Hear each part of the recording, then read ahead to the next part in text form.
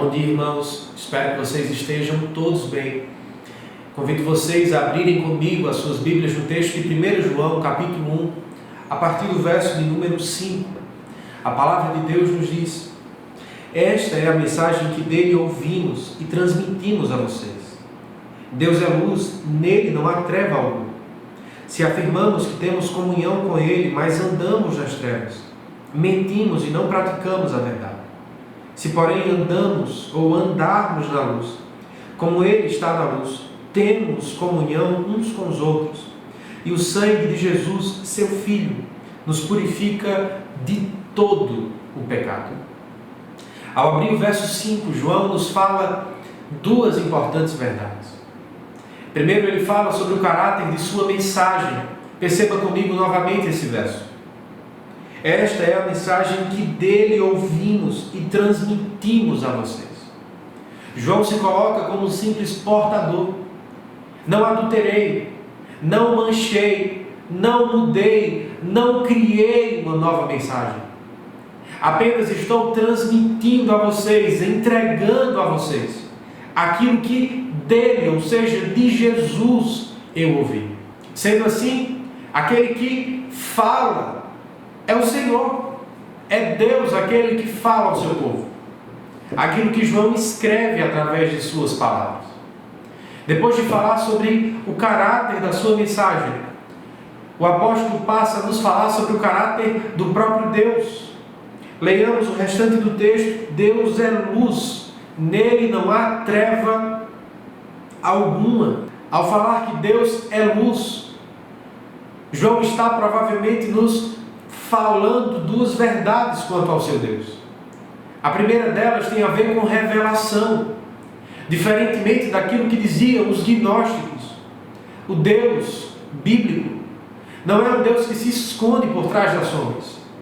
Não é alguém que permite ser conhecido apenas por uma parcela pequena, apenas alguns poucos daqueles que têm algum tipo de conhecimento especial, adotam algum tipo de busca esotérica por conhecer a Deus. O Deus bíblico é um Deus que se revela, é um Deus que dá a se conhecer ao seu povo, e isto através de Cristo, através do seu Filho e através da sua palavra.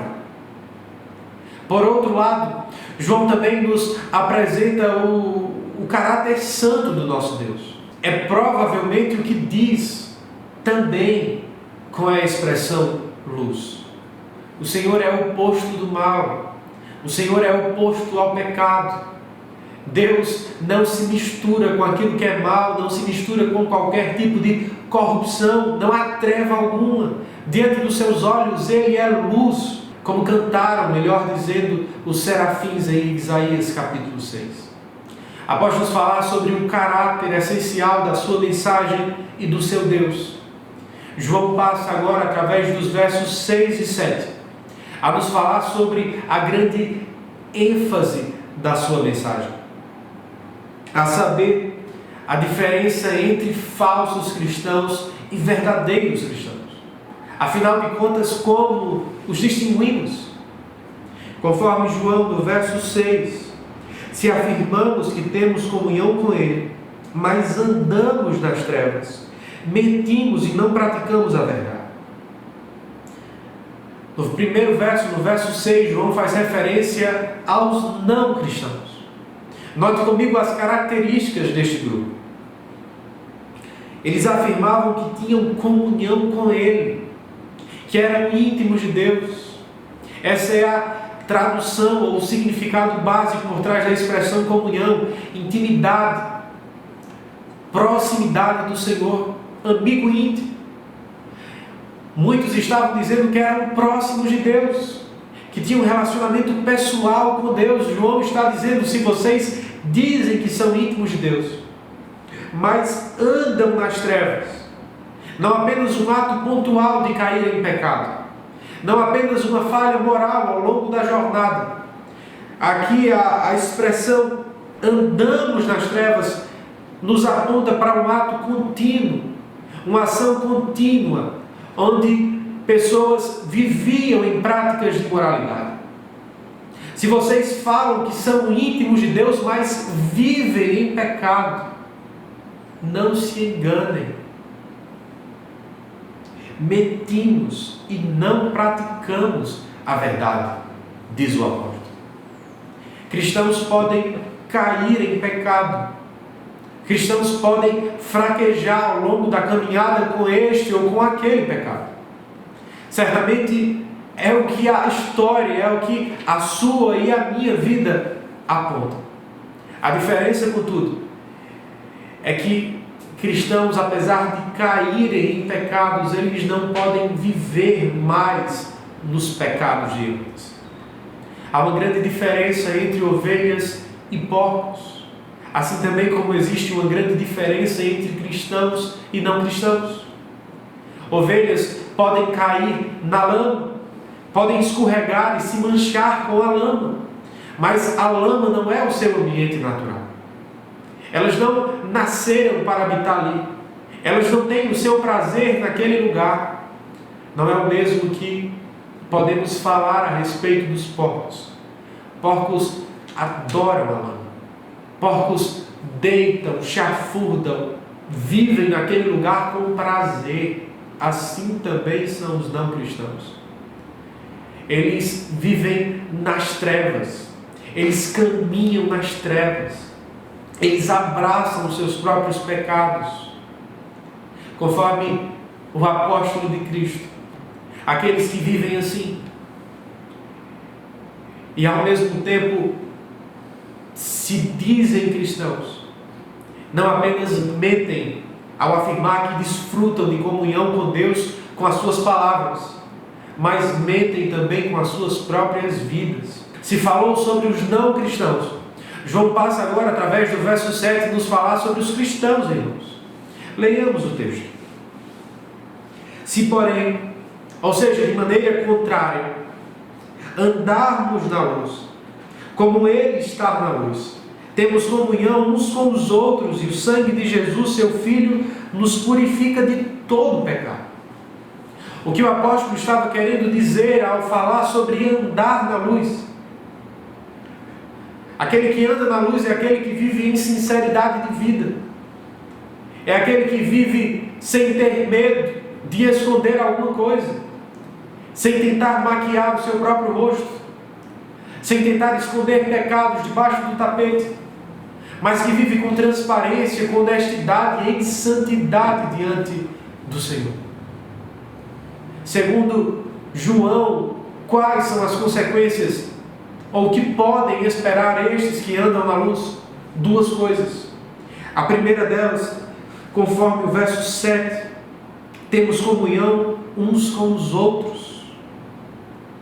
Aqueles que andam na luz desfrutam de comunhão com Deus acima de todas as coisas.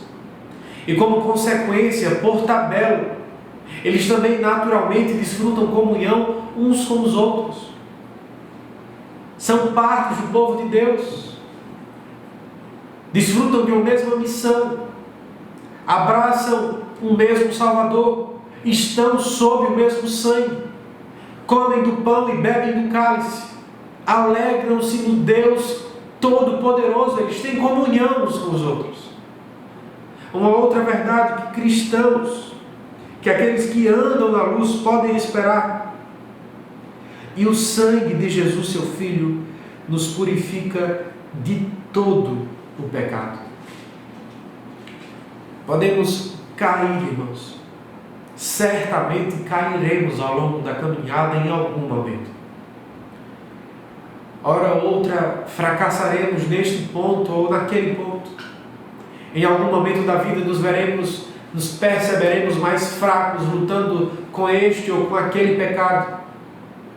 A boa notícia, contudo, é que nenhum dos nossos pecados estão para além do poder purificador do sangue de Cristo. O Deus que nos salva é também o Deus que nos purifica e nos santifica. E nos restaura a viver vidas de profunda, doce e abençoada comunhão com o Senhor. Como falei, é uma diferença significativa entre cristãos e não cristãos. Porcos podem chafurdar a lama, podem viver na lama. Ovelhas não. quando resgatados por Cristo, por mais que possamos cair na lama do pecado, não mais permaneceremos no lamaçal. Temos um bom pastor que nos resgatará de lá, irmãos, que nos purificará, que nos restaurará para Ele. Como podemos ter certeza? Lembremos-nos que Jesus não apenas prometeu, Ele não apenas fez juras de amor, Jesus não apenas disse palavras bonitas a nosso respeito, Ele mostrou, Ele comprovou, Ele deu provas do seu amor por nós. Ele mergulhou no lamaçal do pecado. Sendo justo, Ele se fez pecado por amor de nós. E é por conta disso, de sua obra, que eu e você podemos ter certeza em nossos corações. Seremos limpos, seremos purificados, assim somos, se estamos em Cristo Jesus. Diante das verdades que temos nesse texto, eu gostaria de chamar a sua atenção ainda para um último detalhe. Perceba comigo no texto um padrão bíblico que é expresso aqui, a saber que nós nos tornamos parecidos com aquilo que adoramos. Esta é uma verdade que a Bíblia inteira, em Isaías capítulo 6, por exemplo, ou ao longo de toda a história do povo de Israel, Antigo e Novo Testamento, você pode perceber. Nós nos tornamos parecidos com aquilo que amamos, com aquilo que prestamos culto. É só perceber, por exemplo, a prática do povo de Israel ao longo de sua história. Momentos onde Israel devotou o seu coração à adoração dos deuses dos cananeus. Nestes momentos, os israelitas se voltaram a práticas completamente imorais, a sacrificar os seus filhos, por exemplo. O caráter dos adoradores, pouco a pouco, é moldado ou forjado à imagem do caráter da divindade a qual adora. Sendo isso verdade, a pergunta que lhe faço é: o que as suas ações, o que as suas obras dizem a respeito do seu relacionamento com Jesus? Assim como esse padrão bíblico nos mostra, quanto mais íntimos de Cristo somos, mais parecidos com Ele nos tornamos. Sua vida retrata isso. As nossas vidas espelham intimidade com Deus, vida íntima com o Senhor. É isso que as nossas obras testificam para o mundo. Pessoas que não podem ler a Bíblia, que não podem visitar as nossas igrejas, que não podem cultuar em casa com as nossas famílias, elas podem reparar em nossas vidas traços, marcas, sinais diferentes da vida de outras pessoas. Marcas essas que comprovam a ação de Deus em nossos corações. Não é esse o seu estado? Não é isso o que a sua consciência ou ainda o que a palavra de Deus diz a seu respeito? O que fazer? Ao invés de correr para longe, ao invés de tentar fugir de Deus, fugir de Cristo, corra para Ele. Corra para o verso 9, por exemplo. Leiamos o texto. Se confessarmos os nossos pecados, Ele é fiel e justo para perdoar os nossos pecados e nos purificar de toda injustiça. Ao invés de correr para longe de Cristo, corra para os seus pés, meu irmão. Cristãos e não cristãos precisam correr para Cristo e confessar a Ele os seus pecados. É essa a minha e a sua necessidade. Apresentemos-nos a Ele do jeito que estamos. Confessemos ao nosso Senhor os nossos pecados, tendo a certeza que do Senhor há perdão, graça e misericórdia para todos os pecadores que o buscam. É isso que você deseja para a sua vida?